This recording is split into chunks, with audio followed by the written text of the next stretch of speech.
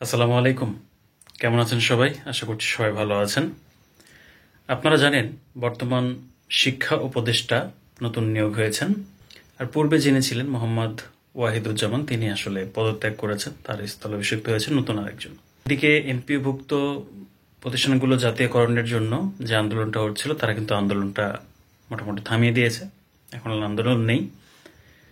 রিজনটা কি? রিজনটা হচ্ছে আমাদের সাবেক শিক্ষা উপদেষ্টা তিনি একটা কথা দিয়েছেন, একটা আশ্বস্ত করেছেন আসলে লোকজনকে, যে আগামী বছর থেকে বা ঈদুল আজহার পর থেকে নাকি চিন্তা ভাবনা করছেন যে বেতন বাড়ানোর জন্য এমপিভুক্ত শিক্ষকদের। তো কতটুকু তিনি বাড়াবেন তিনি নির্দিষ্ট করে কোনো কিছু বলেন নাই। তিনি যতটুকু বলেছেন এটা শোনার পর থেকে আমাদের শিক্ষক মহোদয় যারা রয়েছেন তারা অত্যন্ত খুশি হয়ে গেছেন। তো এইটা নিয়ে আসলে ডেইলি ক্যাম্পাস একটা প্রতিবেদন করছে আজকে। প্রতিবেদনটা আমি আপনাদের দিচ্ছি, আসলে কতটুকু বাড়বে কি বাড়বে না সেটা নিয়ে। তো প্রতিবেদনে বলা হয়েছে যে আসলে আদৌ উৎসব ভাতা বলি বা অন্যান্য সুযোগ সুবিধা বলি, সেগুলো আদৌ বাড়বে কিনা তার তো কোনো আসলে কোনো গ্যারেন্টি নাই। আপনার প্রতিবেদনটা যদি পড়েন, সেটার লিঙ্ক আমি ভিডিও ডিসক্রিপশন দিয়ে দেবো, নিজেরা একটু পড়ে নিন সেখানে কি বলা হয়েছে। তো দেখুন, আমাদের এমপিভুক্ত যারা আন্দোলনকারী যারা শিক্ষকরা ছিলেন তাদের প্রতি আমি অনেক স্যালুট জানাই, কারণ আপনারা অনেক বেশি কষ্ট করেছেন এই কয়েকদিন, কোন সংগ্রাম করেছেন, এবং আপনারা গুটি কয়েক মানুষের পরিশ্রমের কারণে কিন্তু বাকি লোকগুলো কিন্তু সুবিধা নেবে। আর যদি আপনাদের এই কষ্টের পরিশ্রমের ফলে কিছু ইনকাম হয়, তবে সেটা সবাই কিন্তু ভোগ করবে। আই নো দ্যাট, সেটা আমরা জানি। কিন্তু এর সাথে এটাও সঠিক যে উপদেষ্টারা বলি বা নির্বাচিত সরকার বলি, তারা যখন যে কথাগুলো বলে আমরা কিন্তু চোখ বন্ধ করে সেটা বিশ্বাস করি, চোখ বন্ধ করে সেটা অ্যাকসেপ্ট করি। কয়েকদিন পরে দেখা যায় যে আমাদের আবার মাঠে নামতে হয়। তো আসলে এই উপদেষ্টারা আমাদেরকে কি আশ্বস্ত করছে, সেটা কি ডেফিনেটলি আশ্বস্ত করছে নাকি সামনে কলা ঝুলিয়ে দিচ্ছে, এটা কিন্তু আমাদেরকে বুঝতে হবে। দেখুন, এই স্বাধীনতা এত বছর পার হয়ে গেল, এমপিভুক্ত শিক্ষকরা কিন্তু তাদের যে বৈষম্যগুলো সেটা কিন্তু তাদের যায় নাই।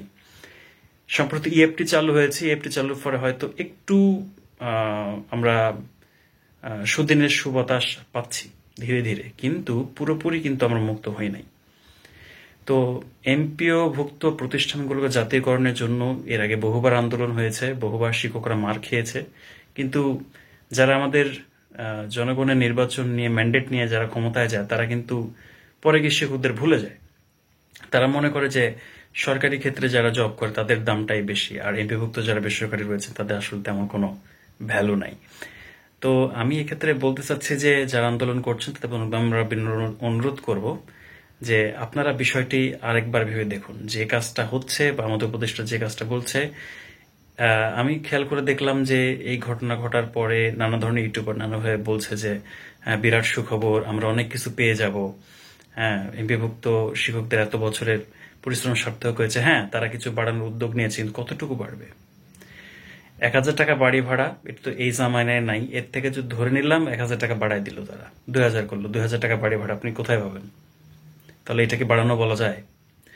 এরপরে ধরুন চিকিৎসা ভাতা, একজন চিকিৎসকের 500 টাকা আগে ছিল, সেখান থেকে বলছে 1,000 টাকা করতে। আজকাল তো অনেক চিকিৎসক তো ভিজিটই না 1,000 টাকা, আপনি ওষুধের টাকা কোথেকে জোগাড় করবেন? সো এই সমস্ত বিষয়গুলো কিন্তু আমাদের ভাবতে হবে। তো এক দেশে সরকারি টিচার অ্যান্ড বেসরকারি যে প্রাইভেট সেক্টরে যে সকল টিচারগুলো রয়েছে, এদের মধ্যে যে বেতনের যে বৈষম্য, যে সুবিধার বৈষম্য, এটা যদি আমরা দূর করতে না পারি, তাহলে এত রক্ত ঢেলে এই নতুন একটা ভিক্টোরি 2.0, ইন্ডিপেন্ডেন্স 2.0 এগুলো করে আসলে তেমন কোনো লাভ হচ্ছে না বা লাভ হবেও না আমাদের। সংশ্লিষ্ট যারা রয়েছেন তাদের সবার কাছে অনুরোধ, আপনারা বিষয়টা আরেকভাবে দ্বিতীয়বার পর্যবেক্ষণ করুন।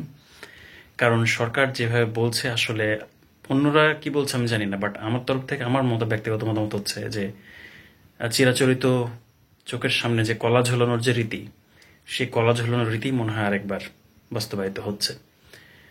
আমরা আশাহত হব না, বাট আশা দেখার মতো সামনে তেমন কিছু দেখছি না।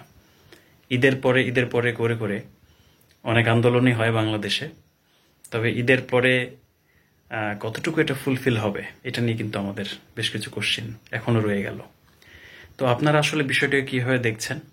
আদৌ কি সরকার আমাদের জন্য ভালো কিছু করবে কিনা, বা টিচারদেরকে নিজেদের অধিকার প্রতিষ্ঠার জন্য আর কি কি করার প্রয়োজন হতে পারে, সেই বিষয়ে আপনার মূল্যবান মতামত নিচে অবশ্যই জানাবেন এবং আমাদের চ্যানেলটিকে যদি ভালো লাগে অবশ্যই সাবস্ক্রাইব করে রাখবেন আর যদি ভালো না লাগে সাবস্ক্রাইব করার কোনো দরকার নেই সো থ্যাংক ইউ ভালো থাকবেন সবাই